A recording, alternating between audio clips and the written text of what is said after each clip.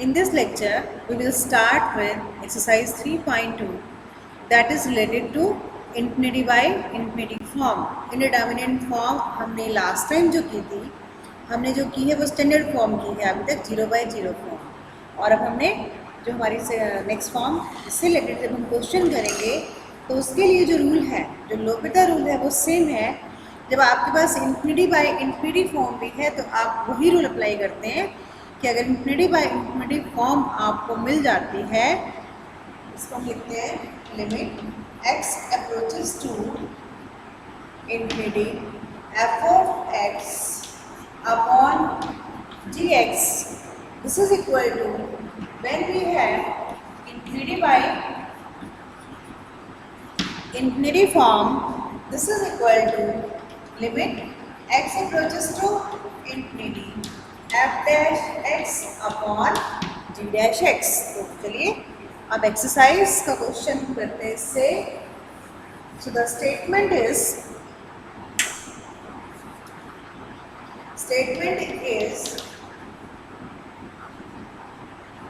Limit x approaches to infinity log x divide by x। तो इसको अब हम चेक करते हैं log x बाय x को।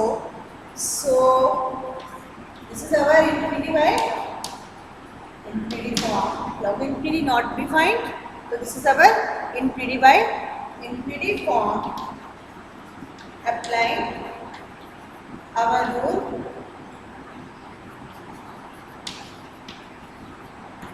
This is equal to limit x approaches to infinity log x का derivative क्या हो जाएगा 1/x और x का डेरिवेटिव कितना हो जाएगा 1। तो यहाँ से now this is equal to 1/x हो गया, limit x approaches to infinity 1/x हो गया। अब यहाँ पे जब आप लिमिट पुट करेंगे तो न्यूमिनेटर में क्या है 1 और डिनोमिनेटर में क्या है x, so this is equal to 1/∞ 0। This is the answer. Now the next question is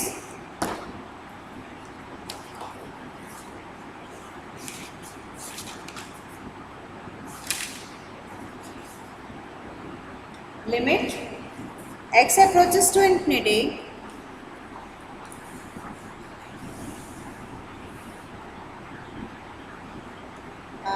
x raised to the power n upon e raise to the power x। अगर हम इसको चेक करें तो ये क्या बनेगा, ये भी इन्फिनिटी है और ये भी इन्फिनिटी है। तो ये हमारी फॉर्म कौन सी हो गई, इन्फिनिटी बाय इन्फिनिटी फॉर्म ही हो गई। So again we will apply L'Hopital rule. So this is equal to by this rule limit x approaches to infinity x raise to the power n, derivative of this n x raise to the power n-1, और जो आपका exponential है उसका function क्या रहेगा, उसका जो derivative है वो आपके पास e raise to the power x ही रहेगा। अब आपका इसका मतलब है ये जो प्रॉब्लम हमारे पास है उसमें e raise to the power x, इसका जो डेरिवेटिव है वो e raise to the power x ही रहेगा। आप इसका कितनी मर्जी बार डेरिवेटिव ले लो, तो इसका मतलब यहाँ पे तो कोई चेंज आने वाला नहीं है, आपको डिनोमिनेटर में हमेशा इन्फिनिटी ही मिलेगा। तो जो भी अगर कुछ चेंज होने वाला है तो वो केवल आपका न्यूमिनेटर में ही होगा और नहीं होगा कहीं भी। तो यहाँ पे अब जब तक यहाँ पर x है तब तक ये इन्फिनिटी ही रहेगा। तो लिख लेते हैं पहले इसको। So this is our infinity by infinity form. So again applying the rule,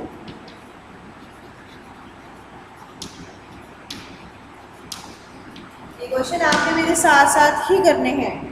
this is equal to limit x approaches to infinity n-1 x raise to the power n-2 upon e raise to the power x। अब दोबारा से फिर यही आ गया। सो x क्योंकि आपके पास है ये आपका कांस्टेंट है और x है, x की पावर है n-2, so this is our infinity by infinity form. अभी मैंने आपसे डिस्कस करा ही है कि ये जब तक e की पावर x चेंज होने वाला नहीं है और जब तक यहाँ पर x है तब तक आपका इन्फिनिटी ही रहेगा। अब x raise to the power n, इसका जो डेरिवेटिव है वो आप कितने टाइम तक ले सकते हैं? n टाइम तक। ये हमें पता है कि इसकी पावर जिस भी टर्म, जैसे x स्क्वायर है तो x स्क्वायर का जो डेरिवेटिव है, फर्स्ट डेरिवेटिव होगा 2x, सेकेंड डेरिवेटिव होगा 2 और थर्ड डेरिवेटिव होगा 0। तो थर्ड डेरिवेटिव 0 हो गया, यानी कि जितनी पावर होती है उतनी पावर तक जब हम उसका डेरिवेटिव लेते हैं तो वैल्यू आएगी, और उतनी पावर्स के बाद उसका जो डेरिवेटिव है वो 0 होना शुरू हो जाएगा। अब यहाँ पर पावर कितनी थी स्टार्टिंग में? x की पावर n पावर है, तो आप इसका मतलब इसका n टाइम डेरिवेटिव ले सकते हो, उसके बाद तो वैल्यू इसकी 0 हो जाएगी। तो हम इस स्टेप को, ये जो एल हॉस्पिटल रूल है, क्योंकि n टाइम तक इसका डेरिवेटिव लेते हैं तो हम इसको, इस प्रोसेस को n टाइम रिपीट करेंगे, यानी कि l'Hopital रूल को हम n टाइम रिपीट करेंगे। So repeating the process,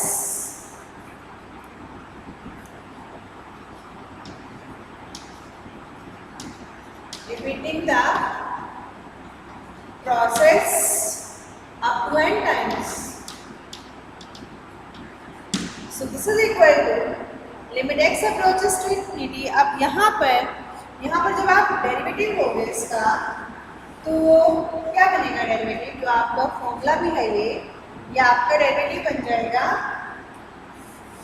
denominator में तो आपका e raise to power x ही रहेगा, न्यूमिनेटर में n माइनस 1 n माइनस 2, आप इसको यहाँ से चेक कर लो।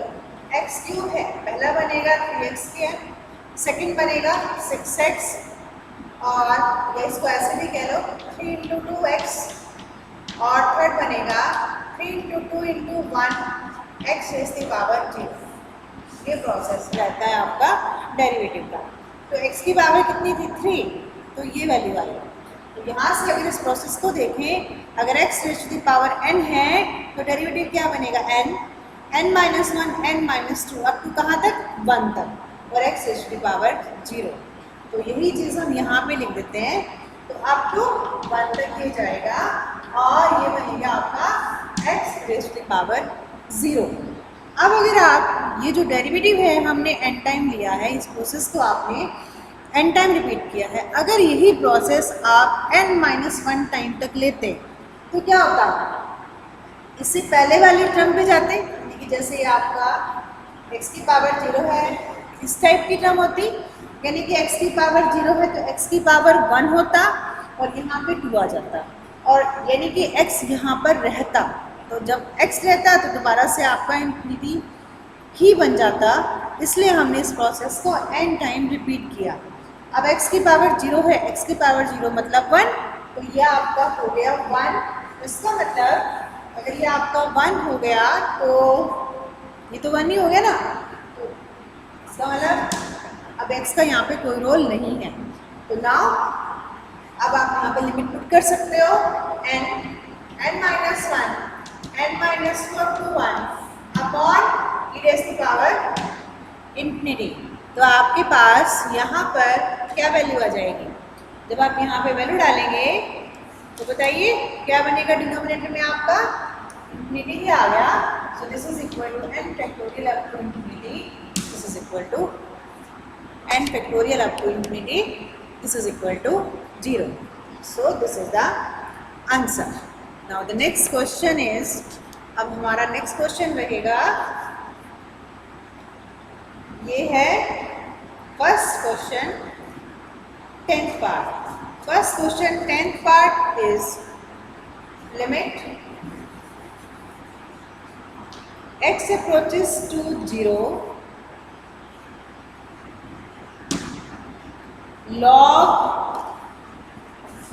tangent 2x, जिसका बेस है टेंजेंट x। तो अब यहाँ पर इसमें अगर हम लॉग का फॉर्मूला अप्लाई करें तो ये क्या बन जाएगा? Log of tangent 2x upon log tangent x। ये हमारा बेस चेंजिंग फॉर्मूला है, हमने इसमें बेस चेंजिंग फॉर्मूला अप्लाई किया है।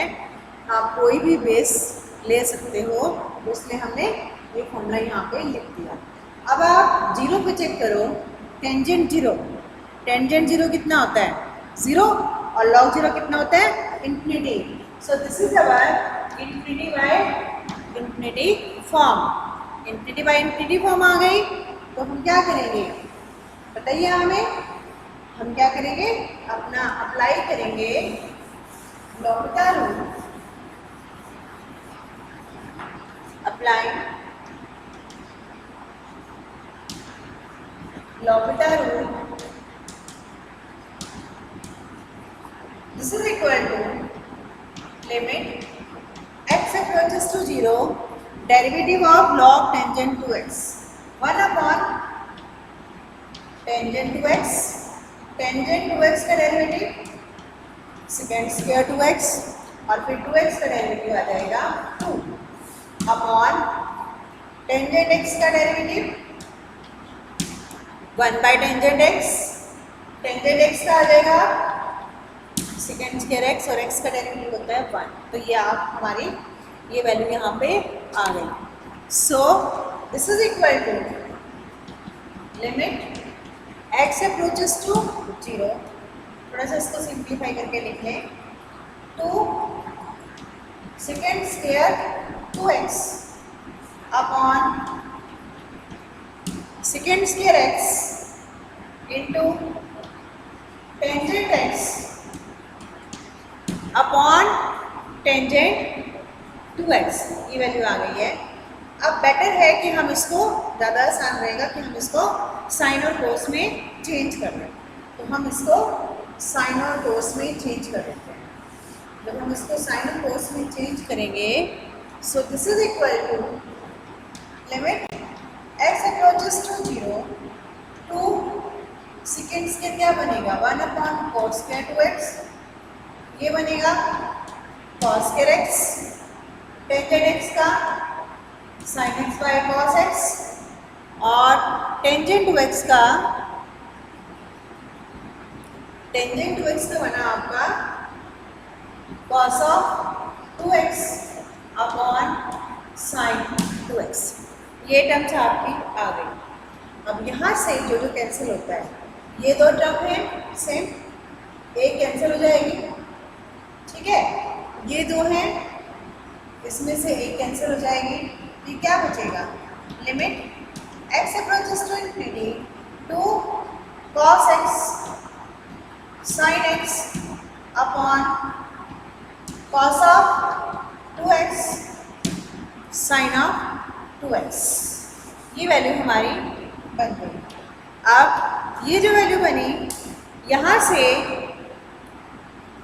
ये जो टर्म है ये वाली, इसको आप क्या लिख सकते हो? sin 2x। So this is equal to limit x approaches to infinity sin 2x upon, एक इसको लिख लेते हैं sin 2x, और इसको अलग से कर लेते हैं 1 अपॉन cos 2x। तो ये आपका कैंसिल हो गया, तो केवल यही बचा limit x approaches to infinity 1 upon cos 2x। अब यहाँ पे आप लिमिट डाल सकते हो, तो 1 अपॉन cos 2x, ये मैंने सॉरी गलती से इन्फिनिटी लिख दिया, ये आपकी लिमिट कहाँ अप्रोच कर रही है? 0 को। तो दिस इज इक्वल टू, ये क्या बन गया? 1 अपॉन cos 0, और cos 0 कितना होता है? 1। सो दिस इज द आंसर।